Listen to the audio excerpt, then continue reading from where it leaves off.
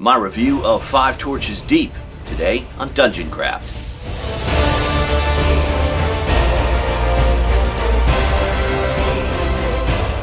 Welcome to DungeonCraft. I'm Professor DungeonMaster, and this channel is about playing the ultimate game of D&D. You can level up your game by subscribing and click that bell icon so you'll be notified when we upload new videos every Thursday. Today we're looking at 5 Torches Deep, an independently published variant of D&D by Ben and Jessica Dutter. FTD got its start on Kickstarter, but it is now available at DriveThruRPG. And you can get it in the print-on-demand version as well as the PDF. FTD is meant to be a plug-in whereby you can use it with your 5e game to bring it a sort of old-school vibe. By that I mean dialing back the character's strength a bit in order to create a game that is much more dangerous, potentially lethal, and far more challenging. So let's go to the table and take a look. So here is the cover of the print-on-demand version of 5 Torches Deep. It is a soft cover book, 45 or 46 pages in length. The cover art is wonderfully evocative. It features a group of adventurers rushing through a dungeon illuminated only by torchlight, and I just love the feeling of desperation it evokes. This is going to be a game about exploration and survival, more so than typical heroic fantasy. The game mercifully skips that awful what is a role-playing game section in favor of getting right to the meat and potatoes of its core philosophy. It's grafting an old-school Renaissance feel onto a 5e skeleton. So it touches on what's the difference between OSR games and 5e games, and that pretty much comes down to lower hit points, no feats, magic that can go terribly wrong, limited access to healing, and more potential for character death, all the stuff that we love on DungeonCraft. I love the font size and formatting. It's easy to read with clear subtitles so I can find what I need at a glance. The core mechanic is the same as 5e. The Dungeon Master assigns a target number for whatever action, and the character has to roll that number higher on a 20-sided die, modified by their statistics and their proficiency bonuses. The interior artwork by Per Fulmer and Sebastian Rodriguez features a group of adventurers plunging down into the darkness. Instead of the heroic tableaus of Pathfinder 2.0, we get very desperate-looking, bloody people, whose primary goals are surviving and getting loot. Players have the 4 standard fantasy races available to them: humans, dwarfs, elves, and halflings. I love the artwork here, how the dwarfs have red skin, elves have green skin, and halflings just look like mean little feral garbage pail kids. Ability score modifiers are the same as 5e, so a 14 is +2 and a 16 is +3 and so on.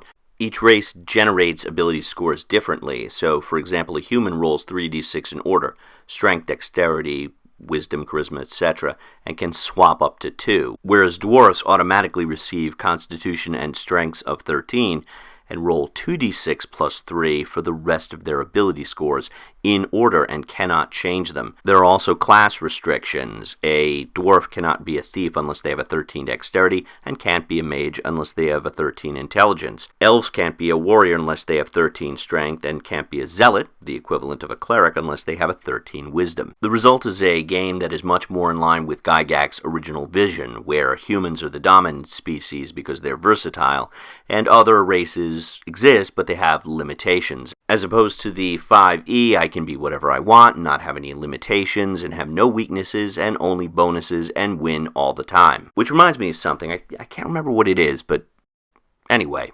Every class uses the same experience point progression chart, which is done in increments of 5, 2,500, 5,000, 10,000, 20,000, and so on, and characters max out at 9th level. This solves the D&D scalability problem, whereby high-level characters are essentially invincible tanks, and it becomes very difficult to design challenges for them. According to D&D Next, most campaigns don't progress past 10th level anyway. With 5 Torches Deep, character progression is slower, extending the life of your character and potentially extending the life of your campaign. Let's flip to the back of the book and look at the character sheet. Actually, when I open a rule book, the character sheet is the first thing I look at because I can tell so much about what's going on in the rules. Here we have a simplified character sheet. Everything is on one page. You got your statistics, your strength, intelligence, so forth.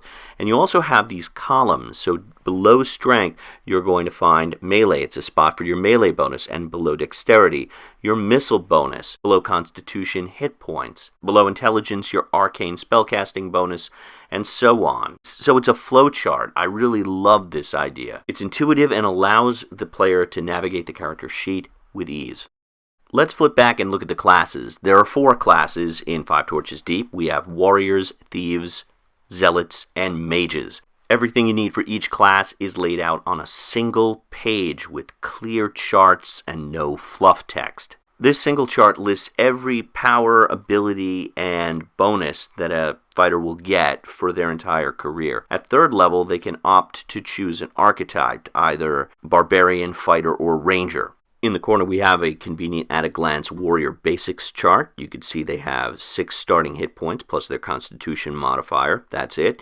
And gain 1d10 additional hit points for each succeeding level. One of my biggest complaints about 5e is that fighters are so dull and unremarkable.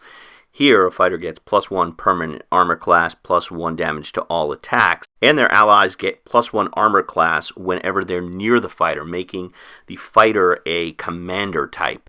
Barbarians get extra hit points, advantage to intimidate rolls, and they're immune to fear. Rangers get advantage to track, they're immune to weather, they only need half sleep, and they can't get lost in the woods. They get no spells, and while certainly cool, they don't fight as well as fighters. Warriors do get an extra attack at 5th level, and a 3rd attack at 9th level when they max out, but it's nothing crazy like 5 or 10 attacks around. The Thief class are experts in stealth, deception, perception, and opening locks. The 3 archetypes are the Assassin, Bard, and Rogue. Bards are not the singing wizard rogues of 5e, they're more aligned to how I think of them, as traveling musicians. They're immune to charm, but good at charming people. They get advantages to perform, know a bunch of languages, and they do have a healing song, which allows allies to heal d8 hit points per rest. So they're not singing in the middle of battle.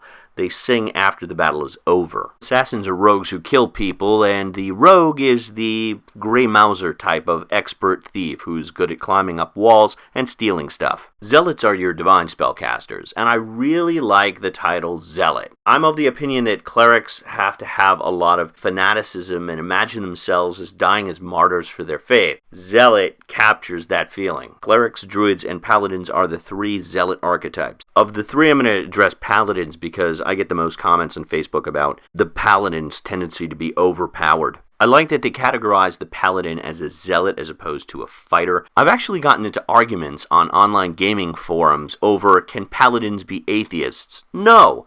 A paladin with no religion is called a fighter. So I'm glad to see paladins grouped here with the rest of the clergy. Paladins are not overpowered where they can smite every single round for 50 hit points of damage. Instead, if they're keeping their holy vow in the course of the adventure, they can do 2 additional hit points of damage for those encounters. They can also lay on hands and heal 1 hit point per level per day, like in 1st edition. The mage class includes the subclasses Sorcerer, Warlock, and Wizard, which are much like 5th edition. But I'm going to get into them more as we enter the spellcasting section. Armor is divided into light armor, armor class 12, and heavy armor, armor class 15. There are rules for supplies and encumbrance, and also durability. Here, equipment takes real damage. On a natural 20, a shield is sundered. It's completely broken and destroyed. You can also opt to sunder your own shield. You sacrifice the shield, it's completely destroyed, but it blocks 2 hit points. So if you're in that desperate combat where your character is just reduced to 0 hit points or -1 hit points, it can save your life. And there's also rules for repairing equipment. Can artwork get any better than this? You can keep your Caravaggio. If I was a museum curator, this is the stuff that would be hanging on the walls. It perfectly captures the desperate tone of the game with this rogue just stabbing this goblin thing to death on the floor. Combat is much the same as 5e with minor adjustments. Initiative is very simple. Opponents compare dexterity scores, and the highest goes first. This means the original ability score, not just the bonus, is useful. It also means thieves naturally get the jump on things, and means you could just sit your players around the table in initiative order from the highest dexterity to the lowest, and proceed around the table clockwise, making initiative trackers mercifully obsolete. For anyone that played 1980 Moldvay edition or 1983 Metzner edition, this chart's going to look very familiar. It's the spellcasting chart. A third-level major, Zealot will have a very modest 3 first-level spells and 1 second-level spell. There are no spell slots. Once you know a spell, you can cast it an unlimited number of times per day, but you're required to make a casting check. If you fail, you roll a d20 and consult the magical mishap table. The results can be harsh. On a 2 or a 3. All nearby non-magical metal melts. On a 10 to 11, the spell affects the wrong target. 12 to 13, there's significant collateral damage. In other words, you hit your own party members. My house rule is if a wizard rolls a 1 while casting, there's a chance that a magical mishap may occur. In 5 Torches Deep, that occurs every single time a wizard fails to cast a spell, which I think is really exciting. A wizard is essentially a walking H-bomb in this game.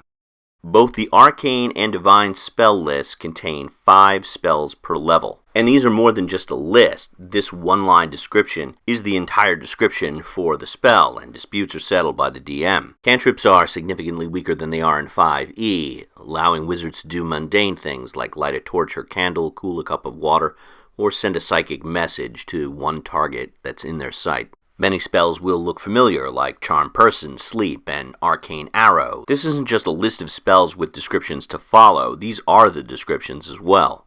Invisibility, for example, just says your one-touch target is invisible. If there's any ambiguity, the matter is settled by the DM's judgment. The spells don't stack as much and cause far less damage. Fury Fire, for example, their version of Fireball, causes everyone in a 20-foot area to take 1d6 damage per caster level. But this is entirely proportionate to the lower character hit points in the game. A number of spells that people complain in 5e are overpowered, like Comprehend Languages. They're not eliminated, but they're moved up, so it becomes a 3rd level spell in this game. Divine spells are scaled down in a similar fashion. The 1st level spell, Suture, heals 1 to 8 hit points to one target in a 30-foot line of sight. The 4th level spell, Diviscerate, heals 3d8 hit points of damage. That's good, but you can only do it once a day and you need to be 7th level to cast it. So healing is scaled back and there's no way to raise anyone from the dead. If you were to make a list of the most OP and broken 5e spells, Polymorph, Healing Word, Healing Spirit, Conjure Woodland Beings, Rope, Trick, Wish, Animate Object, none of them are going to be found here. So the designers and playtesters have done a great job creating spells that are versatile but balanced and preserving the classic spells while not allowing them to get OP. The monster section does not contain a list of monsters. Instead, it gives you charts, tables, and templates for creating your own. This is the way I think monster creation should be done. Designing monsters is fun, and I assert that once your players have met your average ogre, dragon, or troll, those monsters lose their ability to inspire fear because the players know their limitations and approximate hit points.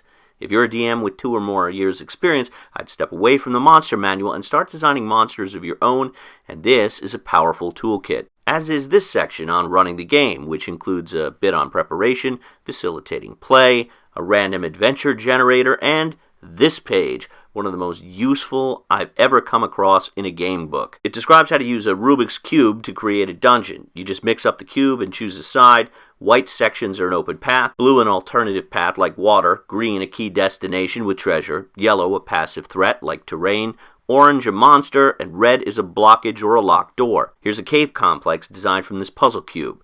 Brilliant. It's stuff like this that should be in the DM's guide, not just lists of magic items. And we finish off with a quick reference table, which you could photocopy, cut apart, and tape to the inside of your DM screen, and the character sheet. And that's it. No fluff, no wasted space, only useful material. As this channel has grown, more and more people have asked me, Professor, when are you going to write your own version of D&D? I don't have time to write my own version, but if I did, 5 Torches Deep would be what I write. 5 Torches combined with Index Card RPG are essentially the rules that I run at my table. I love everything about this book. The layout, the format, the artwork, the font size. I can read it without having to squint. The rules and charts are grouped together nicely on the page in a landscape format, minimizing my need to flip through the rule book. Ben and Jessica Dutter have done a fantastic job and they deserve your hard-earned money and in any award. PDF and print-on-demand versions are available at DriveThruRPG, linked below. I ordered them as a package for $30, and the print-on-demand version came within 5 days, the fastest I've ever gotten for a print-on-demand product. So yeah, I can't recommend it highly enough. Now, if you enjoyed this video and found it helpful, give it the thumbs up. questions or comments about 5 Torches Deep, put them below. For more great Dungeon Craft videos, check out these videos over here. And if you want to get more involved in Dungeon Craft, there are links to Facebook and Patreon below as well. This is Professor Dungeon Master for Dungeon Craft. Thanks so much for watching. I'll see you at the table, and until then, may all your rolls be 20s.